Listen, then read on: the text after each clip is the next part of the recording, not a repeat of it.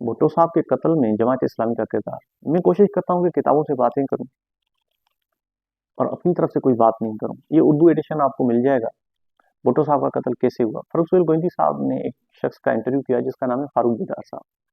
अब वो ही एम अनवर साहब के पास उनकी लॉ फर्म में काम करते हैं, सीनियर वकील हैं। एम अनवर साहब भुट्टो साहब के कत्ल केस में पब्लिक प्रोसिक्यूटर थे। उनकी भुट्टो साहब के साथ दुश्मनी थी। एक एक भुट्टो साहब का जो दुश्मन था उसको एक साथ करके भुट्टो साहब के खिलाफ यूज किया गया।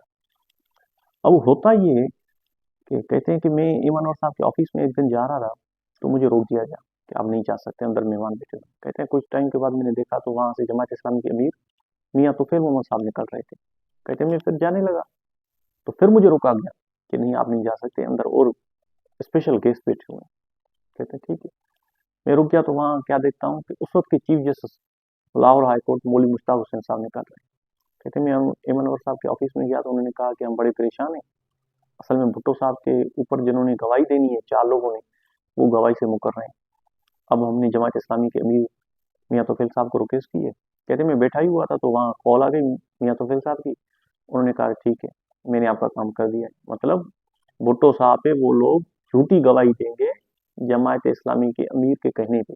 उनसे वायदा क्या किया गया?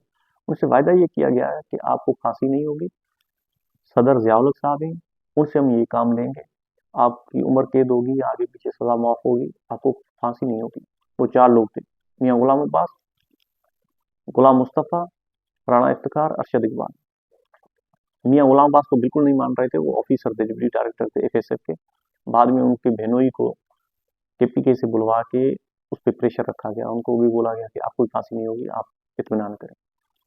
बाकी लोगों के ऊपर जमात इस्लामी वालों ने ये वायदा किया, लेकिन पब्लिक प्रेशर इतना था कि भुट्टो साहब जो इनडायरेक्ट मुलविस भी नहीं थे उनको फांसी दी गई पहले। वो 4 बचे हुए थे, फिर उनको भी फांसी दी गई। तो जब उनके जनाजे घरों में गए तो जमात इस्लामी के अमीर मियाँ तौफीक मोहम्मद साहब को वो बद्दुआएं दे रहे थे उनके घर वाले कि हमारे साथ वायदा करके हमारे बच्चों को फांसियां देते। ये था जमात इस्लामी का किरदार भुट्टो साहब के कत्ल। Thank you so much.